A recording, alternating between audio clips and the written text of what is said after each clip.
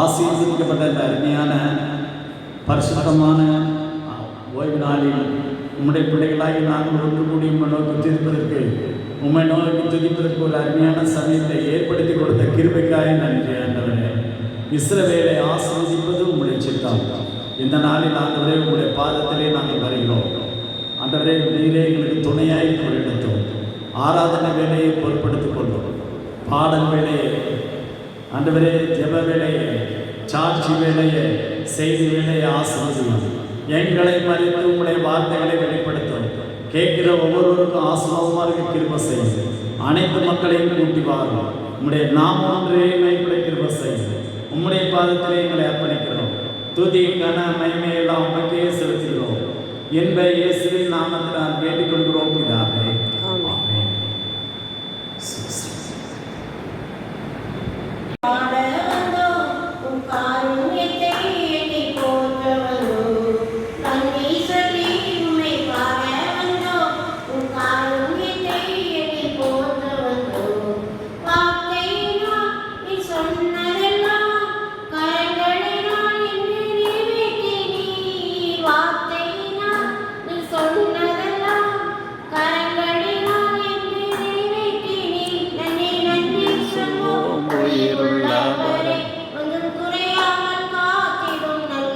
நன்றி சொல்வோம் உயிருள்ளவரை, ஒன்று குறையாமல் காத்திடும் நல்லவரை.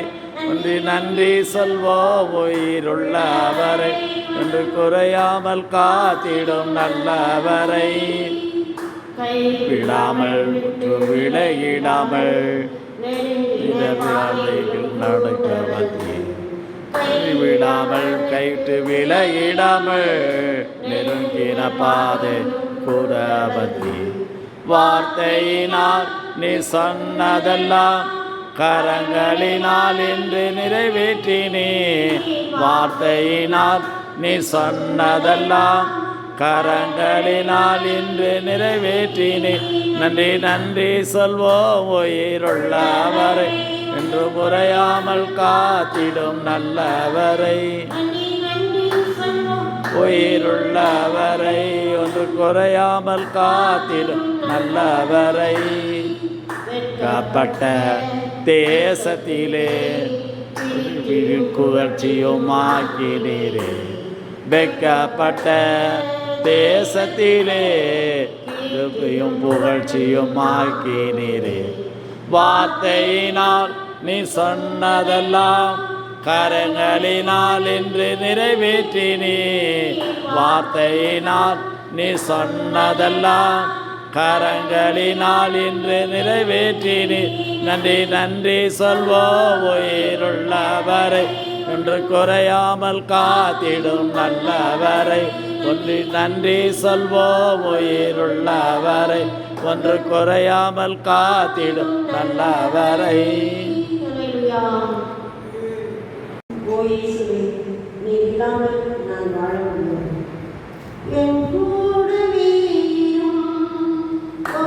இயேசுவே, நான் இல்லாமல் நான் வாழ முடியாது. பக்கத்திலே இரும் ஓ இயேசுவே, நீர் இல்லாமல் நான் வாழ முடியாது. கூடவே இரும் ஏனோ இயேசுவே, நீர் இல்லாமல் நான் வாழ முடியாது. பக்கத்திலே இரும் ஓ இயேசுவே, நீர் இல்லாமல் நான் வாழ முடியாது.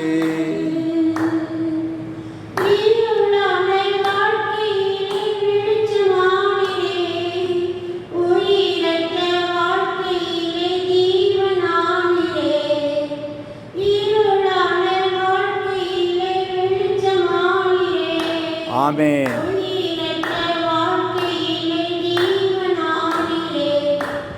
வெளிச்சமும் நீரே, ஜீவனும் நீரே, இல்லாமல் நான் இல்லாத.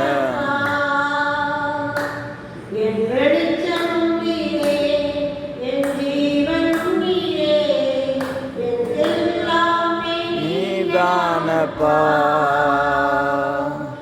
கூடவே இரும் ஓ இயேசுவே நீர் இல்லாமல் நான் வாழ முடியாது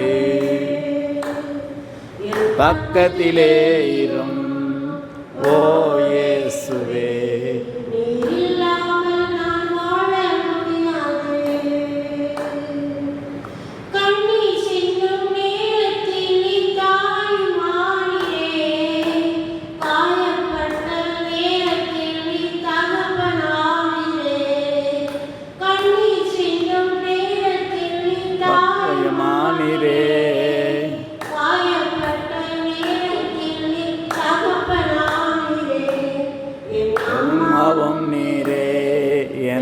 அப்பாவும் நீரே எல்லாமே நீதானையா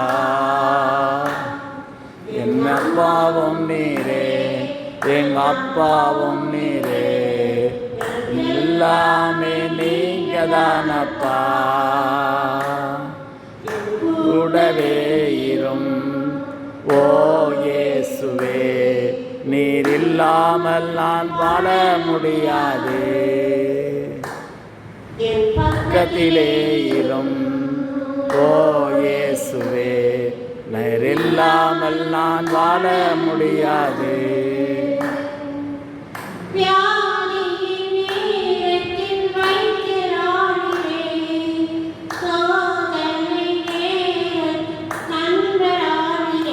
ஆமென் வேலையில் தியரானீரே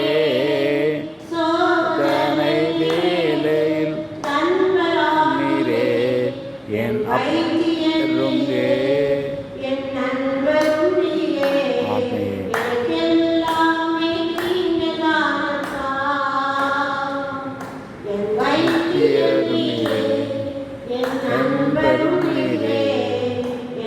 எல்லாமே நீதானப்பா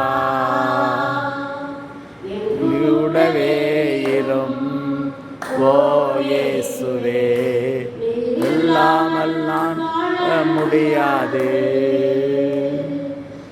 பக்கத்திலே இரும் ஓ இயேசுவே நீர் இல்லாமல் நான் வாழ முடியாது நான் வாழ முடியாது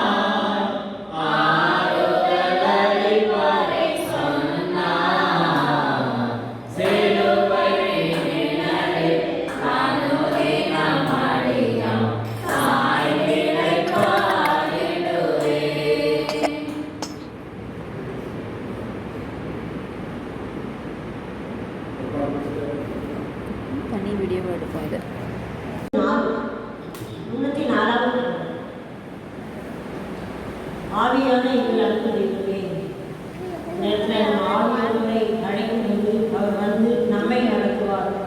நம்முடைய சொந்த இஷ்டத்தின் முடியல, சொந்த விருப்பத்தின் முடியல, அவருடைய சித்தப்படி நம்ம என்ன செய்வார், நடத்துவார். அதுக்காக நம்ம ஆவியானவரை இந்த நேரத்தில் நம்ம அழைப்போம். இந்த பாடல் மூலமாக ஆவியான எங்கள் அன்பு தெய்வமே, அடியோரை ஆட்கொண்டு நடத்துமே. ஆவியான எங்கள் அன்பு தெய்வமே, அடியோரை ஆட்கொண்டு நடத்துமே. ஆட்கொண்டு எங்களை அனலாக்கும், ஆட்கொண்டு எங்களை அனலாக்கும்.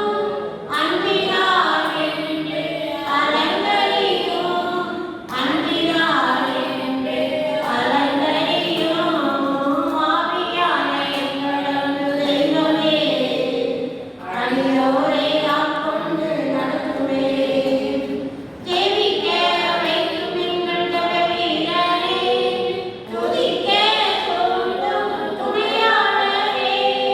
ஜெபிக்க வைக்கும் எங்கள் தலைவீரரே, துதிக்க தூண்டும் துணையாளரே. சாத்தானின் சகல தந்திரங்களை தகுதிய வாருமையா. சாத்தானின் சகல தந்திரங்களை தகுதிய வாருமையா. ஆட்கொண்டு எங்களை அனலாக்கும், ஆட்கொண்டு எங்களை அனலாக்கும். அன்பினால் என்று அலங்கரியும், அன்பினால் என்று அலங்கரியும். ஆவியான எங்கள் அன்பு தெய்வமே, அடியோரை ஆட்கொண்டு நடத்துமே. சாவு தேடுவான எங்கள் சரீரங்களை உயிர் பெறச் செய்பவரே. சாவு தேடுவான எங்கள் சரீரங்களை உயிர் பெறச் செய்பவரே. சரீரங்களின் தீய செயல்களை சாகடிக்க வாருமையா. சரீரங்களின்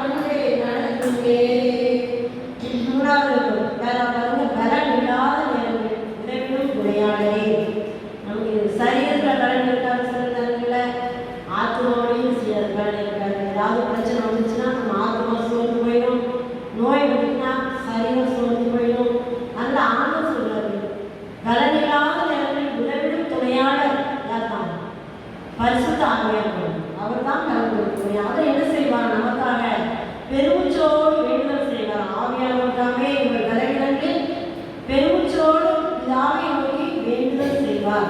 இப்போ நம்மளால முடியாத நேரங்களில் நம்ம சோர்ந்துடாம ஆவியானவரை கூப்பிடணும். ஆவியானவரே என்னோடு இடைப்படுங்க, எனக்கு பலன் தாங்க, நான் சோர்ந்து இருக்கேன், சரீரத்தில் சோர்ந்து போய் இருக்கேன், என்னுடைய ஆத்மாவிலும் ஆவியிலும் சோர்ந்து போய் இருக்கேன், இதயமெல்லாம் சோர்ந்து போய் நான் நிறைய காரியங்களை என்னுடைய வாழ்க்கையில் எதிர்பார்த்தேன், ஒன்றுமே நடக்கலை.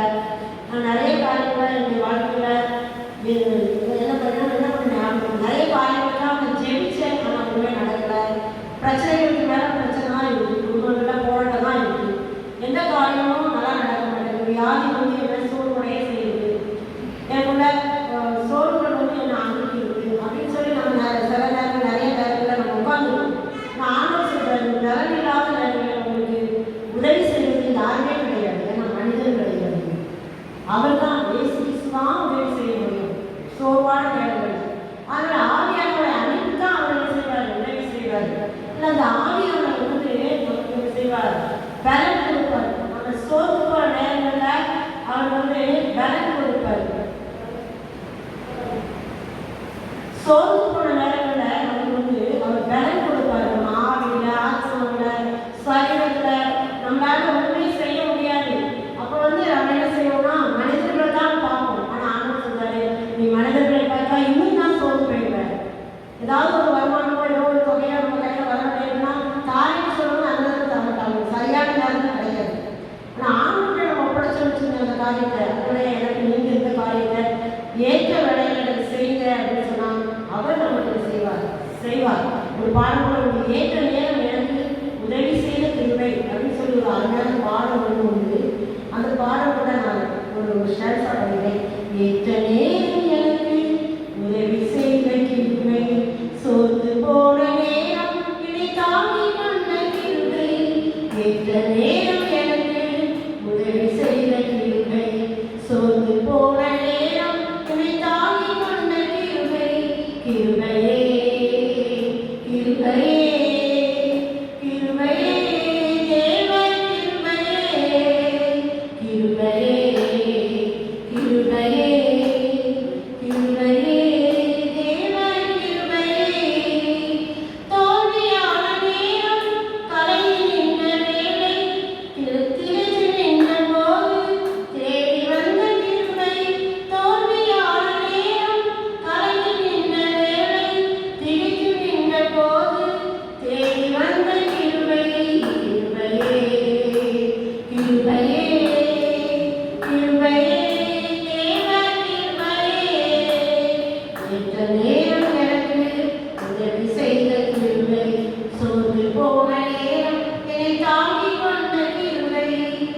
தேவையுள்ள நேரம் குறைவுபட்ட வேளை, தனித்து நின்ற போது உதவி செய்த கிருபை. தேவையுள்ள நேரம் குறைவுபட்ட வேளை, தனித்து நின்ற போது உதவி செய்த கிருபை. கிருபையே கிருபையே கிருபையே தேவ கிருபையே. ஏற்ற நேரம் எனக்கு உதவி செய்த கிருபை, சோர்ந்து போன நேரம் என்னை தாங்கி கொண்ட கிருபை. ஏற்ற நேரம் எனக்கு உதவி செய்த கிருபை, சோர்ந்து போன நேரம் என்னை தாங்கி கொண்ட கிருபை. பயந்து நின்ற போது பதறி போன வேளை, அங்கலாய்த்த போது ஆதரித்த கிருபை.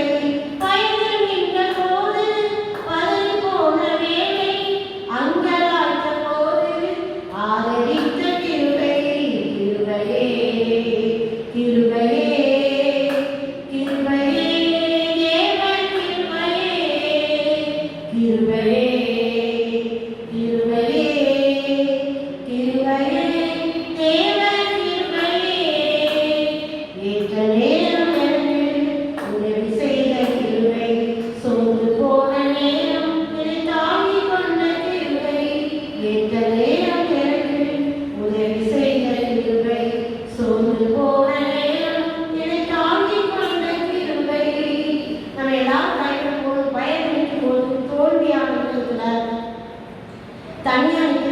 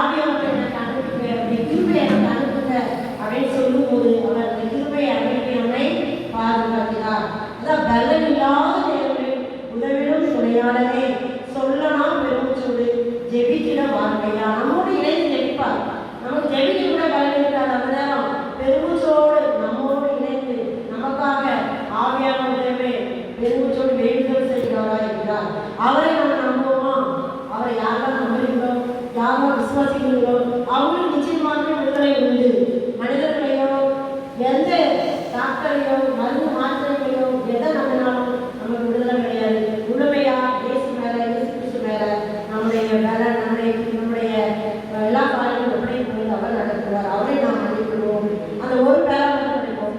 பலன் இல்லாத நேரங்களில் உதவிடும் துணையாளரே, பலன் இல்லாத நேரங்களில் உதவிடும் துணையாளரே, சொல்லனா பெருமூச்சோடு ஜெபிக்கிற வாருமையா, சொல்லனா பெருமூச்சோடு ஜெபிக்கிற வாருமையா, ஆட்கொண்டு எங்களை அகலாக்கும், ஆட்கொண்டு எங்களை அகலாக்கும், அன்பினால் என்று அலங்கரியும், அன்பினால் என்று அலங்கரியும், ஆவியால் எங்களது திறவே, அடியோரை ஆட்கொண்டு நடத்துவே, ஆவியால் எங்களது திறவே, அடியோரை ஆட்கொண்டு நடத்துவே.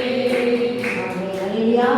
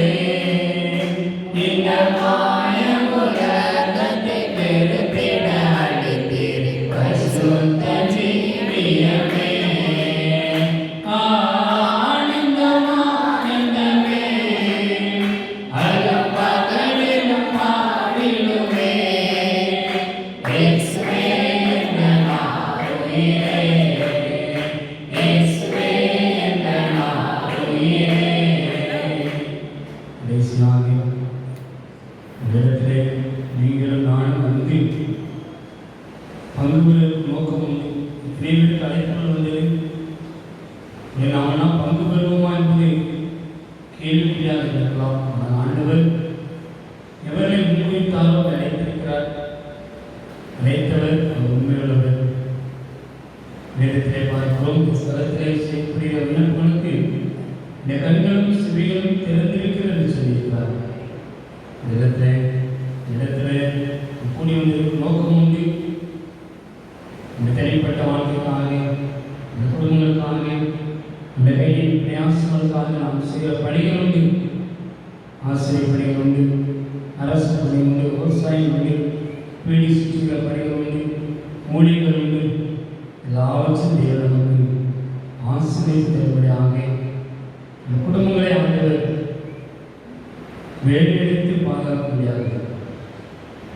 பிள்ளைகளுடைய படிப்புகள், எதிர்காலங்கள் தேவைகளாகவும் சுமத்தை சந்திக்கும்படியாகவும் உங்களால் சுக வாழ்வை கற்றுக் கொடுக்கும்படியாகவும் வியாதிகள் விளைவுகள் எல்லாவற்றையும் கற்று நம்மை விட்டு அப்புறப்படுத்தும்படியாக புதிய பலத்தை நம்ம தரும்படியாகவும் விசேஷமாக இடத்துல ஆண்டவர் ஊழியத்தை நிறைவேற்றிக் கொண்டிருக்கிற அருமையான ஐயாவுக்காக அம்மாவுக்காக அந்த ஊழியர்களுக்காக நாம் ஜெயிப்போம். இத்தனை ஆண்டுகள் கரப்பிடித்து அழைத்து வந்திருக்கிறார் என்று சொன்னால் அது நம்மால் கூடாத காரியம். அந்த ஆண்டுகள் எல்லாவற்றும் ஏற்று அழைத்துக் கொண்டே இருக்கிறார். ஒருவர் எனக்கு ஊழியம் செய்தால் பிதாவானவர் எனக்கு நம்புவார் என்று சொல்லியிருக்கிறார். ஆக கூடி வந்திருக்கிற நமக்காக, இந்த குடும்பங்களுக்காக, பிள்ளைகளுடைய படிப்புகள், எதிர்காலங்கள், பிள்ளைகளுடைய வாழ்க்கை நன்மைகள் காத்திருக்கிற குடும்பங்கள் உண்டு. தேவைகளோடு வந்திருக்கிற உண்டு, கடன் பிரச்சனையோடு வந்தவர் உண்டு, சரீர விளைவித்தோடு இருக்கிறவர் உண்டு. நம்முடைய இந்த ஜெபங்கள் நம்முடைய வாழ்க்கையில் நம்முடைய சரீரத்தில் ஒரு பெரிய சுகத்தையும் பலத்தையும் கொடுத்து புதிய ஒரு வாழ்வை கொடுக்கும்படியாக நம்முடைய ஒருவர் நாம் நமக்காக விளைவிட ஊழியர்களுக்காக தக்கல்மதி ஊழியர்களுக்காக நம்மளமாக அநேக ஆத்மாக்கள் ஆண்டவரை கொடுக்கும்படியாக நம் யாராவது நாம் ஜெபம் செய்வோம்.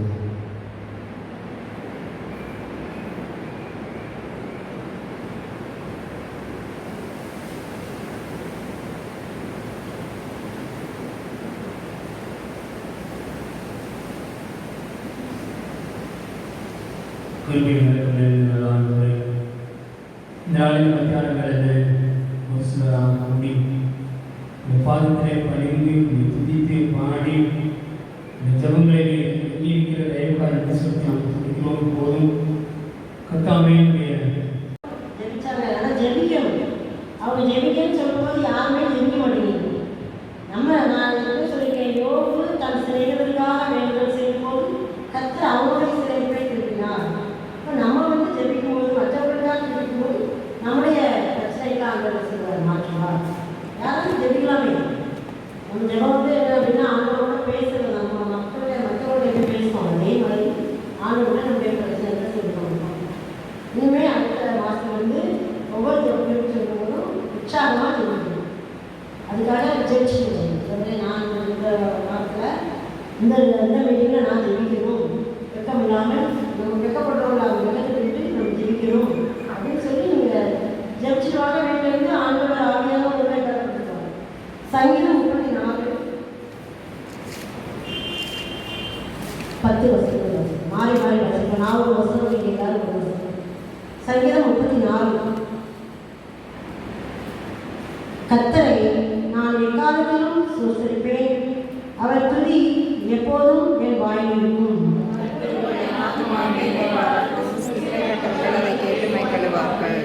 என்னோடு கூட கர்த்தரை மகிமைப்படுத்துங்கள், நாம் ஒருமித்து அவர் நாமத்தை உயர்த்துவோமாக. கர்த்தரை தேடினேன், அவர் எனக்கு செவி கொடுத்து என்னுடைய எல்லா பயத்துக்கும் என்னை நீங்களாக்கிவிட்டார். அவர்கள் அவரை நோக்கி பார்த்து பிரகாசமடைந்தார்கள், அவர்கள் முகங்கள் வெட்டப்படவில்லை. இந்த ஏழை கூப்பிட்டான், கர்த்தர் கேட்டு அவனை அவன் இருக்கிறவனுக்கெல்லாம் நீங்களாக்கி ரட்சித்தார். கர்த்தருடைய தூதன் அவர்கள் பயந்தவர்களை சூழ பாதைகளிலே அவர்கள் விடுவிக்கிறார். கர்த்தர் நல்லவர் என்பதை ருசித்து பாருங்கள், அவர் மேல் நம்பிக்கையாக இருக்கிற மனுஷன் பாக்கியவான். கர்த்தருடைய பரிசுத்தவான்களை அவர்கள் பயந்தவர்கள், அவர்கள் பயந்தவர்களுக்கு குறைவில்லை.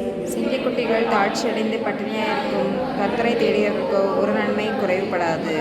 சங்கீதம் ஒரு அருமையான சங்கீதம். மேல தலைமை பாருங்க, தாவீது அபிமெலேக்குக்கு முன்பாக வேஷம் மாறினபோது அவனால் துரத்தி விடப்படுகையில் பாடின சங்கீதம். எதிரி துரத்தான். அந்த நேரத்தில் சார் நான் சுத்திருப்பேன் அப்படிங்கிறது. கர்த்தரை நான் என்ன சுத்திருப்பேன். நமக்கு பிரச்சனை வரும்போது நம்ம சந்தோஷமா இருக்கோமா? அழுது. ஆனால் ஆண்டவர் சொல்றாரு, பிரச்சனை வரும்போது என்ன செய்யும்? தோற்றம் துதி, ஆண்டவர் துதி.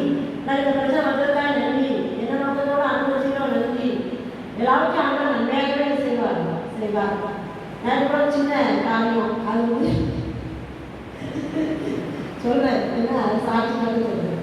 அதாவது நானும் பார்க்க பயந்தே 20 வருஷத்துல வெளியில் சாப்பிட மட்டும் விட்டாங்க.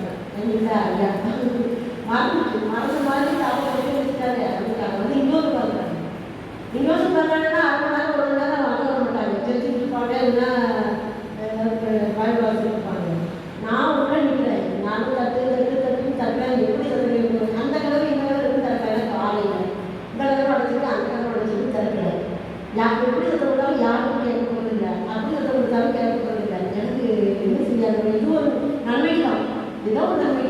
நம்ம இந்த கொஞ்ச நேரம் கூட இது வந்து அனுபவிச்சுருக்கிறோம்ல, ஜெயில வச்ச மாதிரி இப்போ இவரோட திட்டம் வச்சுருக்காரு. என்ன பண்ணணும்? அந்த நேரத்தில் என்ன செய்யக்கூடாதுன்னு பொறுமை எழுந்து திட்டப்படணும். இப்படி பண்ணிட்டாரு, அப்படி பண்ணிட்டாரு, இது போட்டு போயிட்டாரு, இப்படி கூட்டிகிட்டு போயிட்டாரு அப்படின்னு செய்யக்கூடாது. அந்த நேரம் ஆண்டு கொடுக்குறாரு, ஜெபம் பண்ணுது. உடனே நேரம் இருக்குது. எங்கே வச்சு பாத்ரூம் வச்சு உடனே பார்த்தேன். பருவடைப்பு அதை 1-3 தொழில் எல்லாம் சேர்த்து வச்சுருந்தேன். அதை குடிச்சு எடுத்துட்டு குடிச்சேன். குடிச்சிட்டு அதுக்கு பிறகு இடையில தட்டிப்பேன். அதுக்கப்புறம் எதெல்லாம் இருக்கும் உட்காந்துலாம் கொஞ்சம் காரியம் தட்டிடுவேன். கடைசி அப்படி இருந்தோம். அவங்க வரல. நேரம் 3/4 மணி நேரம் ஆயிடுச்சு. நான் வந்து இந்த வேலையெல்லாம் முடிச்சுட்டு ஏதோ நம்பிக்கை அறுபது நிகழ்வுல தனிமையாக உட்கார வச்சு எல்லா வேலையும் முடிஞ்சு வச்சு ஜெபிக்க வச்சுருக்காரு அப்படின்னு உட்காந்துட்டு ஜோமி எடுத்தேன். அந்த வேலையை அவங்கள்ட்ட நீங்கள் பேசுங்க, நான் சம்பவம் தான் கேட்க முடியாது, அவங்க வந்து கதை தரணும் அப்படின்னு சொல்லிட்டு ஜோமியிலே என்ன வந்துச்சு. அதுக்குள்ளே பேசும்போது தலைப்பு வருவாங்க. அவன் உங்களோட அப்படின்னு. ஆனால் அங்கேயும் கலத்துறல, இங்கேயும் கலத்துறல. ஆனால் ஆண்டவர் வந்து இது ஒரு நன்மைக்கு இது ஒரு சின்ன காரியம் தான். ஆனால் ஜெபிச்சேன், சோத்திரம் பண்ணேன். அந்த வேலை ஏதோ நன்மைக்கு இன்னைக்கு ஏதோ நீக்கிறதுக்காக இல்லை தனிமையில் உட்காந்து வச்சுருக்கீங்க, ஜெபிக்க வச்சுருக்கீங்க. நம்ம தனிமையில் ஜெபம் பண்ணுவோம். இருந்தாலும் அவர்களோட இல்லாமல் தனியாக உட்காந்து ஜெபிக்கணும்னு அவங்க ஏதோ திட்டம் வச்சுருக்கு. ஏதோ நன்மை என்ன நன்மை நமக்கு தெரியாது. இப்போ நம்ம வாழ்க்கையில் நிறைய பிரச்சனைகள் வரும். சின்ன பிரச்சனை வரும், பெரிய பிரச்சனை வரும். சுதந்திரக்கூடாது. அந்த நேரம் துணிக்கணும். அதான் தாவிதான் சொல்றாரு, துறந்துறாங்க. அப்புறம் வந்து தாவில வந்து துறந்துறாங்க. அடிமையில எல்லாருமே துறந்துறாங்க. அந்த நேரம் தான் எனக்கு படிக்காது. எத்தனை நான் எக்காலத்திலும் சொத்திருப்பேன், அவர் கூறி எப்போது வாயில் இருப்போம்னு சொல்லிட்டு இந்த ஏழை கூட்டிட்டான். தாவிதாஜன் எவ்வளோ பெரிய சொத்துக்கு அதுக்கு எவ்வளோ பெரிய ராஜா, எத்தனை பேருக்கு ராஜா, நாட்டுக்கே ராஜா. அவருடைய அவர் தான் எல்லா நாளைக்கு கட்டுறதுக்கு சாவல் காலத்தில் எல்லா குடும்பமும் எல்லாம் சம்பாதிச்சு வச்சுருக்கோம். அவரே சொல்றாரு, ஏழை கூட்டிட்டு கத்த கேட்டு அவனை இருக்கிறவங்களுக்கெல்லாம் நீங்களாக வச்சுருக்காங்க. இந்த 10 வருஷத்துல ரொம்ப அருமையான வார்த்தைகள் இருக்குது. கத்த நல்லவர்களை ருசித்து பாருங்கள். நம்ம ஒரு பழத்தை சாப்பிட்டுட்டு அடுத்தவரை நல்லா இருக்கா அப்படின்னு கேட்டால் அவங்க என்ன சொல்லுவாங்க, நீ நிறைய சாப்பிட்ற, நீ நிறைய சாப்பிட்ற, உனக்கு ருசி தெரியும். இப்போ நம்ம ருசிக்கு போதுதான் மற்றவர்களுக்காக சொல்ல முடியும். ஆண்டவர் எப்படிப்பட்டவர், அவர் எப்படிப்பட்ட இரக்கமுள்ளவர், எப்படிப்பட்ட விடுதலை தருகிறவர் அப்படின்னு சொல்லிட்டு நம்ம வந்து என்ன செய்யணும். நம்ம வந்து அதை உலகம் தான் மற்றவங்க சொல்ல முடியும். அவர்கள் அவரை நோக்கி பார்த்து பிரகாசம் அடைந்தார்கள், அவர்கள் முகங்கள் வெட்டப்படவில்லை. அப்போ நம்ம முகத்தை ஆண்டவர் பிரகாசத்தை செய்யணும்னா அவரை நோக்கி பார்க்கணும். எந்த மனுஷனையோ அடுத்தவங்களையோ யாரையோ நம்ம முன்மாதிரி வைக்கவே கூடாது. நம்ம ஒரு தலைவர், அரசியல் தலைவரையோ, சினிமா நடிகரையோ, இல்லை நமக்கு ஏதோ ஒரு பெரிய ஆளையோ அவங்க தான் அப்படின்னு அவங்கள முன்மாதிரி நம்ம வைக்கக்கூடாது. நம்ம முதல்ல ஆண்களை நோக்கி பார்க்கணும். அப்போ தான் அவருடைய முக பிரகாசம் நமக்கு என்ன செய்ய வரும். சந்திரனுக்கு வந்து ஒளியே கிடையாது. சந்திரனுக்கு வந்து என்ன கிடையாது, நிலாவுக்கு ஒளியே கிடையாது. ஆனால் அந்த நிலா நமக்கு வந்து பௌர்ணமி எடுத்து ஒளி தெரிஞ்சுக்கலாம். அப்படியே வெளிச்சம் நைட்டில் பார்க்க வெளிச்சமாக இருக்கும். அது எப்படி கிடைக்குன்னா சூரியன்றது அந்த ஒளியை வாங்கி தான் நமக்கு. அதே மாதிரி தேசி விசுவாகிய நீதி சூரியன் அவருடைய ஒளி நம்ம முகத்தில் பிரகாசிக்கும்போதுதான் நம்ம மற்றவர்களுக்கு என்ன செய்ய முடியும், ஒளி கொடுக்க முடியும். அப்புறம் நம்ம என்ன செய்யணும், அவரை ஒளியாக பற்றிக்கொள்ளணும், புரிந்து கொள்ளணும். இந்த 34 சங்கத்தில் 1 முதல் 10 வருஷத்துல மனப்பாடம் பண்ணி வச்சுக்கிட்டு அவங்க ரொம்ப அருமையாக நம்மளோடு என்ன செய்வார், பேசுவார். சிங்கக்குடிகளுக்கு ஆட்சி அடைந்து கடுமையாக இருக்கும். கத்திரை தேடி ஒரு நன்மை குறைபடாது. ஆனால் கத்திரை தேடி ஒரு நன்மையும் குறைபடாது. குறைபாடு மாதிரி இருக்கும், ஆனால் குறையாது அப்படின்னு சொல்றாரு. இந்த நேரத்தில் நம்ம ஒரே ஒரு ஜபம் எல்லாமே சேர்ந்து ஜெபிப்போம்.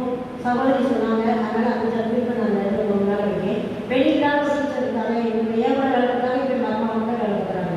அவங்களுக்கு வந்து ரொம்ப உடல்நிலை ஒரு பலவீனமாக இருக்குது. அவங்களுக்கு பிள்ளைங்க இருக்காங்க. பையன் காலேஜ் பண்ணிக்கலாம், ஒரு பிள்ளை 10th 11th படிக்கலாம். என் பிள்ளை இருக்காங்க. அந்த டீச்சருக்கு கொஞ்சம் வயசு, அவங்க வயசுக்கு ஒரு 50 இருக்கும். அவங்களுக்கு வந்து ரொம்ப பலவீனம். கடந்த நாட்களில் நாங்கள் வந்து போய் பார்த்து ஜோம் பண்ணிட்டு வருவோம். அவங்களுக்கு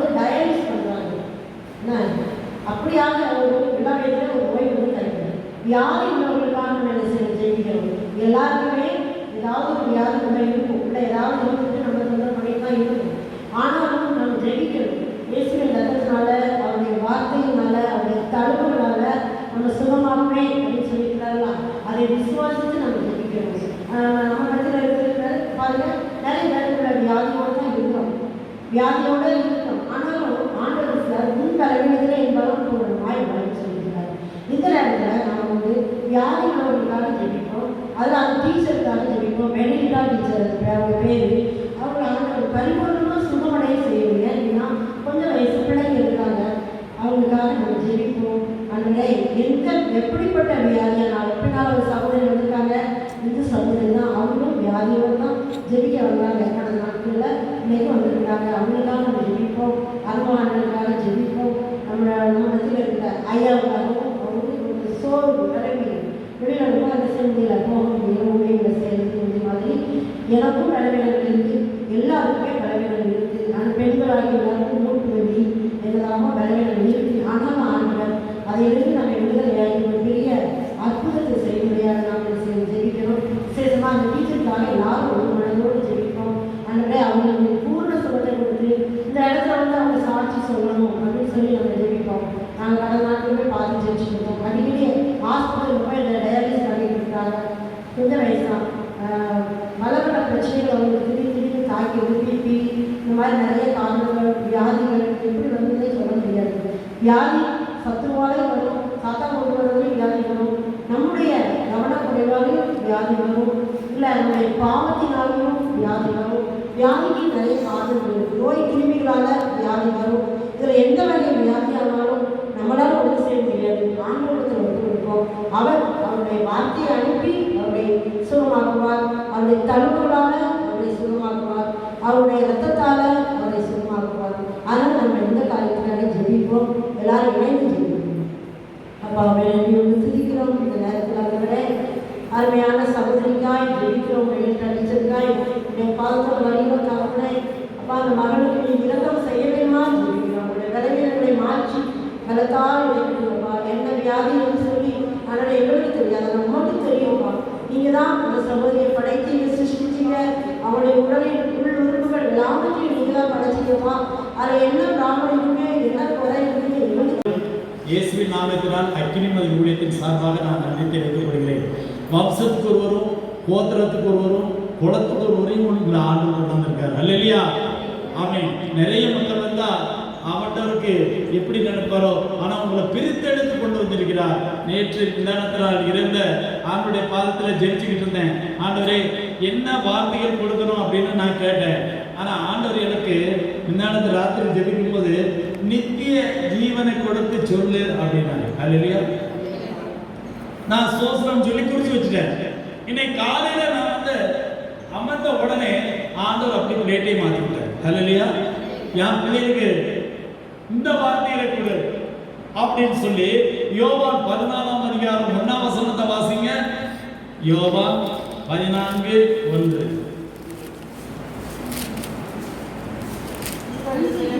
உங்கள் இருதயம் கலங்காதிருப்பதாக, தேவனிடத்தில் விசுவாசமாயிருங்கள், என்னிடத்திலும் விசுவாசமாயிருங்கள். உங்கள் இருதயம் கலங்காதிருப்பதாக, தேவனிடத்தில் விசுவாசமாயிருங்கள், என்னிடத்திலும் விசுவாசமாயிருங்கள் என்று சொல்லி யோவான் எழுதின சுவிசேஷத்துல 14ஆம் அதிகாரத்தை நான் அப்படி உட்கார்ந்து இருக்கும்போது எனக்கு அந்த வார்த்தையை கொடுத்து அழகா சொல்லிட்டாரு. உங்கள் இருதயம் கலங்காதிருப்பதாக. இங்க வந்திருக்கிற ஒவ்வொருத்தருடைய இருதயத்திலையும் ஒவ்வொரு பாவத்தோட இருக்கீங்க, ஒவ்வொரு பிரச்சனையோட இருக்கீங்க, ஒவ்வொரு தேவையோட இருக்கீங்க. நீ நினைக்கிறதுக்கு மேல இந்த காரியம்லாம் நடக்குமா நடக்காதான் அப்படி இடத்துல இருக்கீங்க. ஆனா ஆண்டவர் சொல்கிறார் உங்கள் இருதயம் கலங்காதிருப்பதாக. அடுத்தால என்ன சொல்லணுமா? தேவனிடத்தில் விசுவாசம். தேவனுடைய விசுவாசம் என்ன தெரியுமா? நீங்க நான் வீட்டுல இருந்து விரட்டு இந்த ஜெபத்துக்கு வரணும்னு நினைச்சீங்க, அதுல இல்லையா? இந்த வீட்டுக்குள்ள வரப்போய் தான் ஒவ்வொருத்தர் பேசுறத நம்ம கேட்கிறோம். நீங்க உங்க வீட்டுக்குள்ளே இருந்திருந்தா கேட்க முடியுமா? அப்ப ஆண்டவர் விசுவாசத்தோட இந்த இடத்துல அழைச்சிட்டு வந்து உங்களை பெரிய மேன்மைப்படுத்த வேண்டும் என்று சொல்லி விரும்பி அவர் அழைத்து இருக்கிறார். அடுத்தவர் சொல்லுகிறார் என்னிடத்திலும் விசுவாசமாயிருங்க. என்னிடத்தில் விசுவாசமா இருந்தா கடந்த நாட்டுல அன்பு தங்கச்சி வந்து ஜெபிச்சுட்டு போனாங்க பிள்ளைக்கு கல்யாணத்துக்காக. நாங்களும் சரி அப்படின்னு சொல்லிட்டோம். ஆனா அதே நாள்ல வேலூர் ஒரு சகோதரருக்கு கல்யாணத்துக்கு அவருடைய கேன்சருக்காக நான் ஜெபம் பண்ணேன். டாக்டர் வந்து கை விட்டுட்டாரு. அவர் வேலூர் ஆஸ்பத்திரியில தான் வேலை பார்த்துக்கிட்டு இருக்காரு. ஆனா அவங்க டாக்டர் வந்து ரொம்ப சிவியரா இருக்கு, இது குணமாவது கஷ்டம்னு சொல்லிட்டாங்க. ஆனா அந்த சகோதரர் எனக்கு பழக்கமான சகோதரனால அவர் எனக்கு ஃபோன் பண்ணாரு.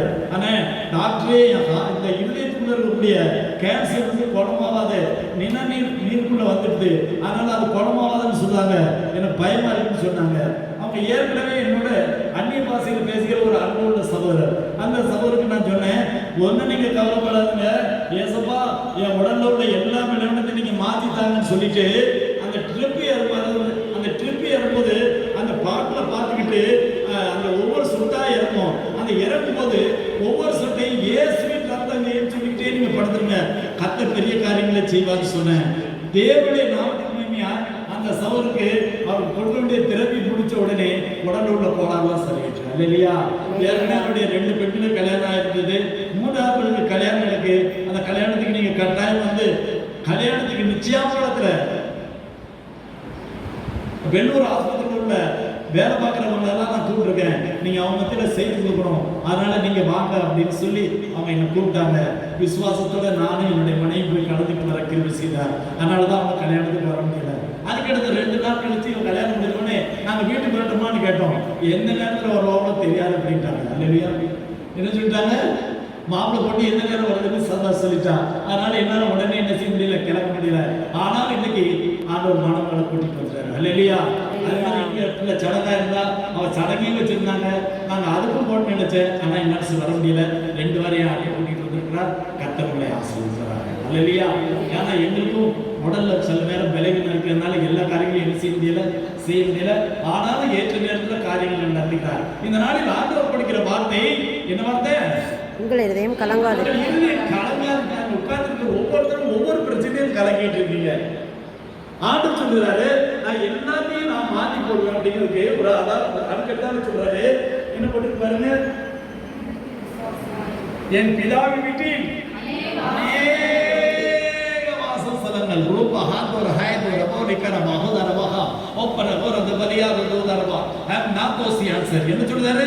என் பிதாவின் வீட்டில் அநேக வாசஸ்தலங்கள். நான் நினைச்சேன் அப்படி என்ன வாசஸ்தலங்கள் சொல்லும்போது ஆண்டவர் ஆதியாகமத்திலிருந்து இந்த நம்ம நடத்துகிற கிருபை பெரியது. அல்லையா?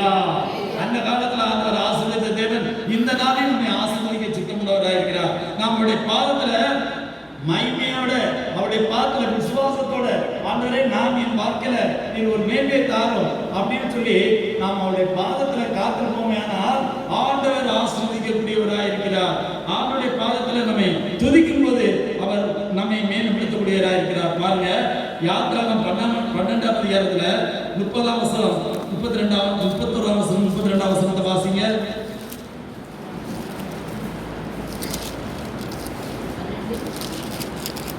யாத்திராகம் 12ஆம் அதிகாரம்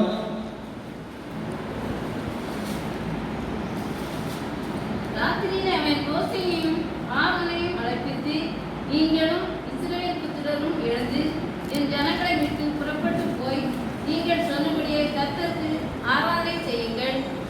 நீங்கள் சொன்னபடியே உங்கள் ஆடு மாடுகளையும் ஓட்டிக்கொண்டு போங்கள், என்னையும் ஆசீர்வதிங்கள் என்றார். 12:31 அப்பொழுது பார்வோனும் அவருடைய சகல ஊழியக்காரரும் எகிப்தியர் யாவரும் ராத்திரியிலே எழுந்திருந்தார்கள். மகா கூக்குரல் எகிப்திலே உண்டாயிற்று. சாவில்லாத ஒரு வீடும் இருந்ததில்லை. ராத்திரியில் அவன் மோசேயும் ஆரோனையும் அழைப்பித்து, நீங்களும் இஸ்ரவேல் புத்திரரும் எழுந்து என் ஜனங்களை விட்டு புறப்பட்டு போய் நீங்கள் சொன்னபடியே கர்த்தருக்கு ஆராதனை செய்யுங்கள். நீங்கள் சொன்னபடியே உங்கள் ஆடு மாடுகளையும் ஓட்டிக்கொண்டு போங்கள், என்னையும் ஆசீர்வதிங்கள் என்றான்.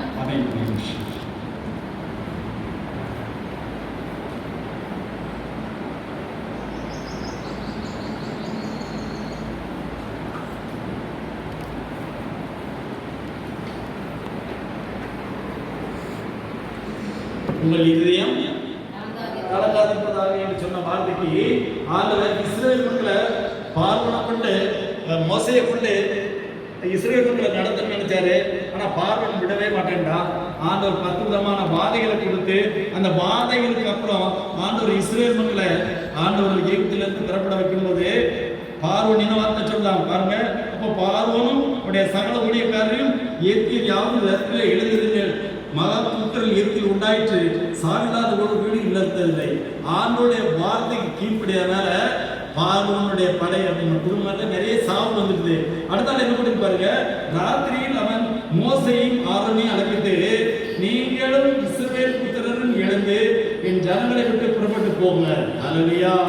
மகனே மகளே, இதை நான் வாசிக்க காரணம் என்னன்னு கேட்டீங்கன்னா, அந்த நாள வாதையினால இஸ்ரவேல்களை பாதிக்கும் போது ஆண்டவர் மோசையை கொண்டு பார்வனுடைய கரத்திலிருந்து வெளியில கொண்டு வரும்போது ஆண்டவர் கூட்டிட்டு வரணும்னு நினைக்கிறாரு.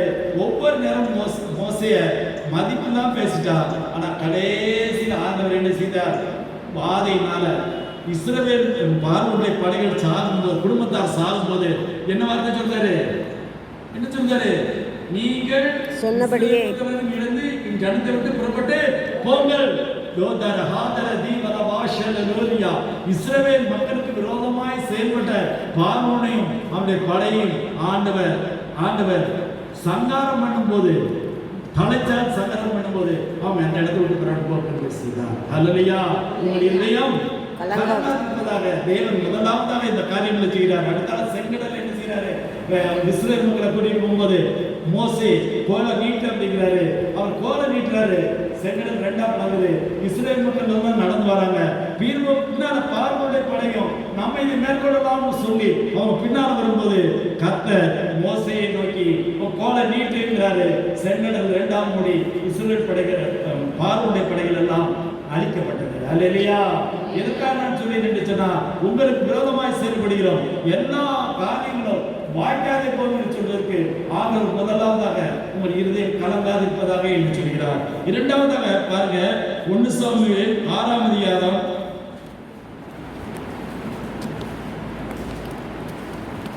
16ஆம் வசனத்தை வாசிங்க.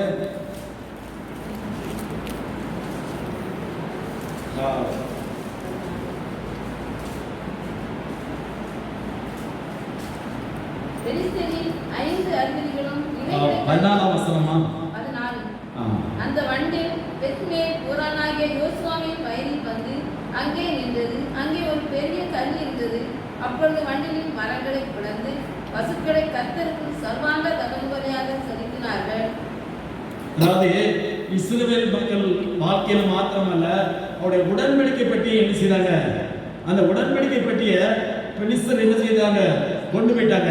கொண்டு போனதுனால இஸ்ரவேல் மக்கள் ரொம்ப வேதனையா இருந்தாங்க. இந்த பெலிஸ்தர்கள் அந்த பெட்டியை கொண்டு போனதுனால என்ன செய்யுது தெரியுமா, ஒவ்வொருத்தருடைய இடமும் அந்த பெட்டி எந்த நாள்ல அந்த வீட்டுக்கு வந்ததோ அந்த நாள்ல இருந்து ஒவ்வொருத்தருக்கும் மூலவியாதி வந்துடுது. என்ன வந்துடுது, மூலவியாதியும் மற்ற பயங்கரமான வியாதி வந்த உடனே ஒவ்வொருத்தரும் யாருக்கு வந்தது, வந்தது அப்படின்னு ஒவ்வொருத்தரும் என்ன செஞ்சாங்க, 7 மாசம் இருந்திருக்கு. அந்த 7 மாசமும் அவங்களுக்கு வியாதி, பயங்கரமான வியாதி. எந்த பெட்டி, உடன்படிக்கை பெட்டி இருக்கும்போது அவங்க எல்லாரும் மொத்தமா கூடி வந்து ஆண்டவருடைய பெட்டி நமக்குள்ள வந்துட்டா நம்ம எல்லாரும் ஆசீர்வாதம் பெற்றுக்கொள்ளலாம்னு சொல்லி அவங்க நினைச்சாங்க. ஆனா அந்த பெட்டி எத்தனை மாசம் இருந்தது பாருங்க. 1 சாமுவேல் 6ஆம் அதிகாரம் 1ஆம் வசனத்துல பாருங்க, கர்த்தருடைய பெட்டி பெலிஸ்தரின் தேசத்தில் 7 மாதம் இருந்தது. பின்பு பெலிஸ்தர் பூசாரிகளையும் குறி சொல்லுகிறவர்களையும் அழைப்பித்து, கர்த்தருடைய பெட்டியை பற்றி நாங்கள் என்ன செய்ய வேண்டும், அதை நாங்கள் எவ்விதமாய் அதன் ஸ்தானத்துக்கு அனுப்பிவிடலாம் என்று எங்களுக்கு சொல்லுங்கள். கைப்பிடிச்சிட்டு வந்துட்டாங்க. இத உடன்படிக்கை பெட்டி என்ன செஞ்சுட்டாங்க, இஸ்ரவேல் மக்கள் கொண்டு வந்துட்டாங்க. 7 மாதம் வச்சாங்க. எத்தனை மாசம்? 7 மாசம். 7 மாசமும் அவங்களுக்கு மூலவியாதி இருந்தது. அதுக்குள்ள உடம்புல பிழைய வந்துருந்தது. ஒருத்தர் காலம் நிம்மதி இல்லை. மேல இருந்து பெலிஸ்தர் எல்லாருக்கும் என்ன வந்துருது, இந்த போராட்டம் வந்தோடனே எல்லாரும் பூசாரிய சாமியார எல்லாத்தையும் கூட்டிட்டு அப்படின்னு கூட்டிட்டு வந்துட்டு, ஐயா இந்த என்னைக்கு உடன்படிக்கை பெட்டி எங்க வீட்டுக்கு வந்ததோ அன்னைக்கே எல்லாமே போயிட்டு இருக்கு. அன்னையில இருந்து நாங்க மூலவியாதியில வேலை பண்ணிட்டு சொன்னோடனே அதோட மூலவியாதிக்கு எளிய உருவங்களை உண்டாக்கி நீங்க அதை அனுப்பி வைங்க. அந்த உருவங்களை நீங்க அனுப்பி வச்சீங்கன்னா அப்புறம் ஆட்டை பசுமாட்டில் கட்டி அதை நீங்க அனுப்பி வச்சீங்கன்னா அது நேர் பாதையில போச்சுன்னா உண்மையிலே ஆண்டவர் இந்த காரியங்களை செஞ்சாரு. அது குறுக்கோலியா போயிட்டுதான் அப்படி இல்லைன்னு சொல்லி அர்த்தம் அப்படின்னு சொல்லி அனுப்புறாங்க. பாருங்க, அந்த பெலிஸ்டர்கள் அந்த பெட்டியில உருவங்களை வச்சு அந்த பெட்டியை வச்சு அனுப்பும்போது அது நேர் பாதையா வந்துடுது. ஹல்லேலூயா, ஹல்லேலூயா. கீரியாத்தின் மனுஷர் வந்து கர்த்தருடைய பெட்டி எடுத்து மேட்டின் மீது வைத்தார்னு போட்டிருக்கு. அப்போ அந்த பெட்டி அந்த இடத்துல இருந்து வெளியில வந்த பிறகு அவன்கிட்ட இருந்த மூல வியாதியும் எல்லா கோளாறும் சரியா போச்சு. ஹல்லேலூயா. இதை நான் எதற்காக சொல்லி சொன்னா, உனக்கு விரோதமா யாரெல்லாம் செயல்பட்டுக்கிட்டு இருக்கானோ, உனக்கு விரோதமா யாரெல்லாம் செயல்படுறாங்களோ அவங்க வாழ்க்கையில ஆசீர்வாதம் கிடைக்கிறது. ஹல்லேலூயா, ஹல்லேலூயா, ஹல்லேலூயா. 7 மாசமும் ஒவ்வொரு நாளும் என்ன பண்ணாங்க, வேதனை பண்ணாங்க. அதுக்கு காரணம் என்னன்னா, இஸ்ரவேல் மக்களை தான் ஆண்டவர் ஆசீர்வதிக்கணும்னு நினைக்கும் போது புறஜாதியாரால் ஆசீர்வாதம் கிடைப்பது அல்ல. ஹல்லேலூயா. அப்ப அவருடைய பிள்ளைகளாகி நாம் ஒவ்வொரு நாளும் அவரை நாம் தேட வேண்டும். இந்த நாள்ல பாருங்க, அவங்க பூஜாரி எல்லாரும் வந்து நின்றுட்டு அவங்க என்னெல்லாமோ செஞ்சு பார்த்தாங்க. ஆனா 7 மாசத்துல சரியாகல. கர்த்தருடைய உடன்படிக்கை பெட்டியை அனுப்பி வச்சு ஏசப்பா பிள்ளைகள் அதை துதிச்சாதான் ஆசீர்வாதம் அப்படிங்கிற மாதிரி. உங்களுக்கு விரோதமா யாராவது செயல்பட்டு இருக்காங்களா? உங்களுக்கு விரோதமா யாராவது செயல்பட்டு இருக்காங்களா? யாராவது உங்களுக்கு விரோதமா இருக்காங்களா? அவங்க எல்லாருடைய குறைகளையும் மாற்றக்கூடிய தேவன் இறங்கி இருக்கிறார். ஹல்லேலூயா, ஹல்லேலூயா, ஹல்லேலூயா. இந்த நாளில் இருக்கான்னு சொல்லி நின்று சொன்னா, கர்த்தர் உங்களை ஆசீர்வதிக்கணும்னு நினைக்கிறாரு. ஆனா எங்க பொருள்லாம் அநியாயமா அடுத்தப்பட்டு போயிடுது. எங்களுடைய பொருட்கள் எல்லாம் ஆசீர்வாதம் இருக்கு. நாங்க இப்ப வேதனை பண்ணிக்கிட்டு இருக்கோம், இப்ப நான் கவலைப்பட்டுக்கிட்டு இருக்கோம், எவ்வளவு இழந்துக்கிட்டோம் தெரியுமா அப்படின்னு சொல்லி நீங்க வேதனை பண்ணிக்கிறவர்களா இருந்தால் இந்த நாளில் ஆண்டு சொல்கிறார், உங்கள் இதயம் கலங்காது இருப்பதாக. ಬೇಕರವಾಗದ ಮೃದು ಧರಿಕವಲ ದೋದರ ಬರಿಯಾದೋ ಸಿಯಾಲಗ ಮೀ ಕಂಗಿರಿಯಾ ಕೊಲದವರಿಯಾ ಮಾ ಒಲಾವ ದಿಯನದೋ ದಿರಿಕ ಅಪ್ನಾಕೋ ಸಿಯಾಲದೋ ಧರಿಕ ಏನಾದೋ ಸಿಯಾಲ್ಸ.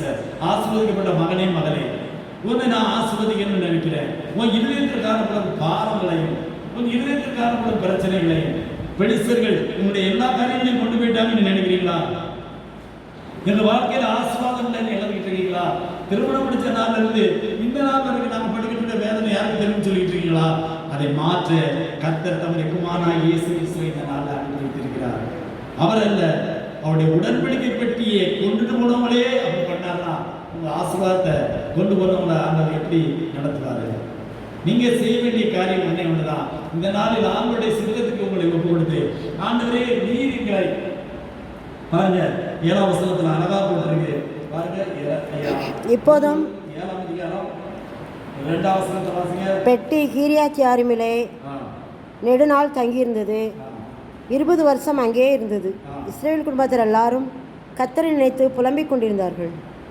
அப்பொழுது சாமுவேல் இஸ்ரவேல் குடும்பத்தார் யாவரையும் நோக்கி, நீங்கள் உங்கள் முழு இருதயத்தோடும் கர்த்தரிடத்தில் திரும்புவீர்களானால் அந்நிய தேவர்களையும் அஸ்தரோத்தையும் உங்கள் நடுவில் இருந்து விலக்கி உங்கள் இருதயத்தை கர்த்தருக்கு நேராக்கி அவர் ஒருவருக்கே ஆராதனை செய்யுங்கள்.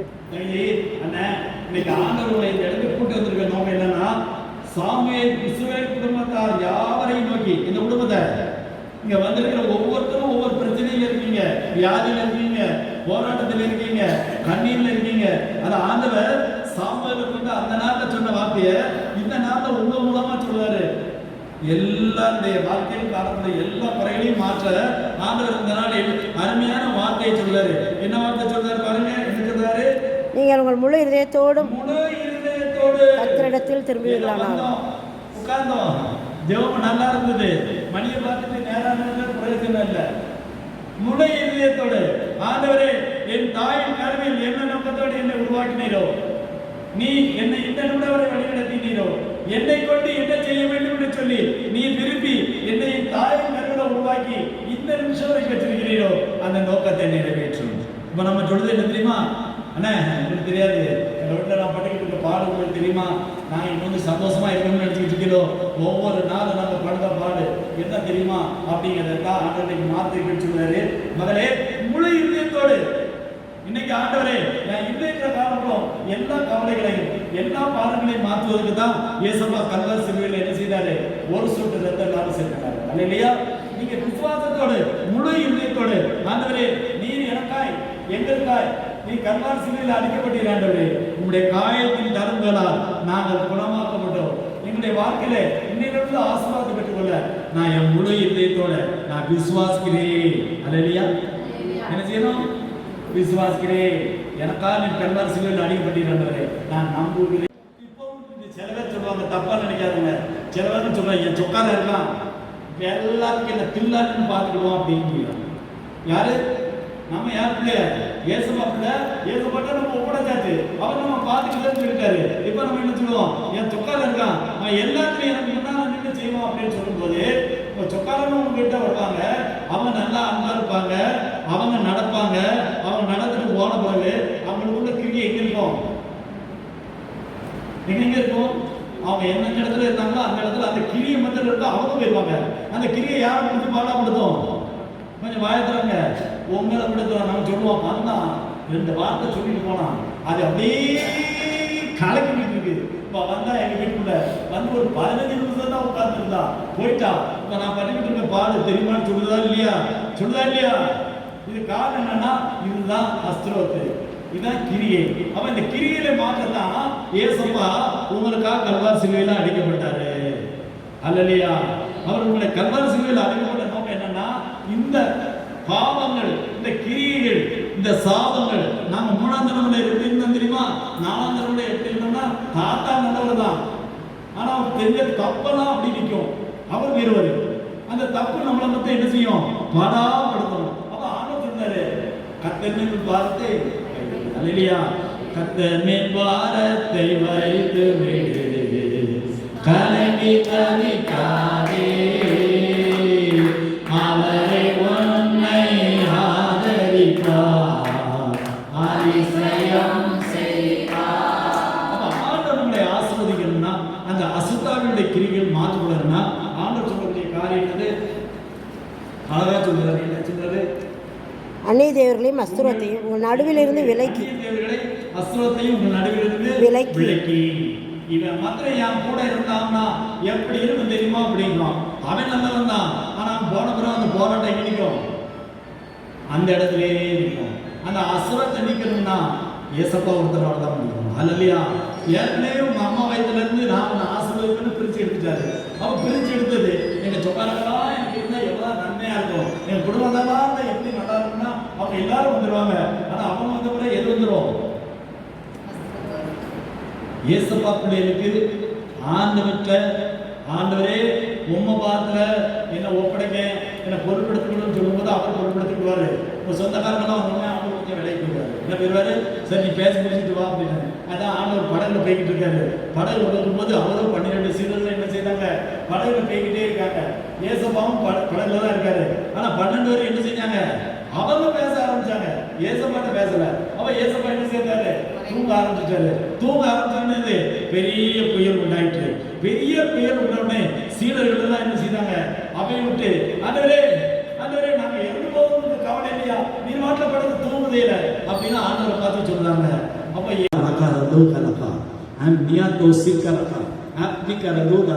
உனக்கு அபிஷேகம் கொடுத்திருக்கிறாரு, உனக்கு கிருபை கொடுத்திருக்கிறாரு. ஒரு நீங்க அபிஷேகம் பெறல, கிருபை பெறலாம். ஏசப்பா என்ன உங்க கையில ஒப்படைக்க என்ன ஆசீர்வாதம் சொல்லலாமா இல்லையா?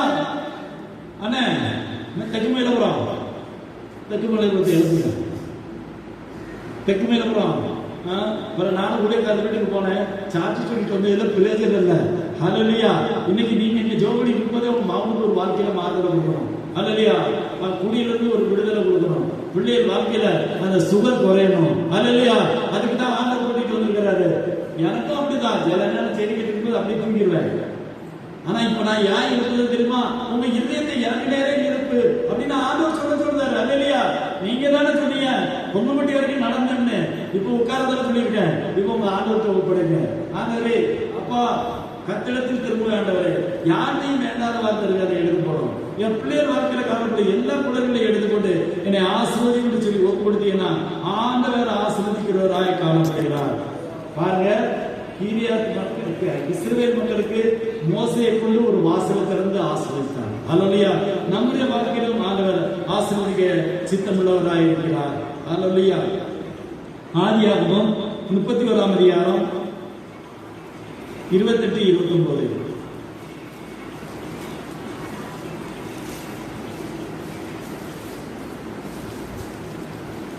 என் பிள்ளைகளையும் என் குமார்த்திகளையும் நான் யுத்தம் செய்ய விடாமல் போனதென்ன?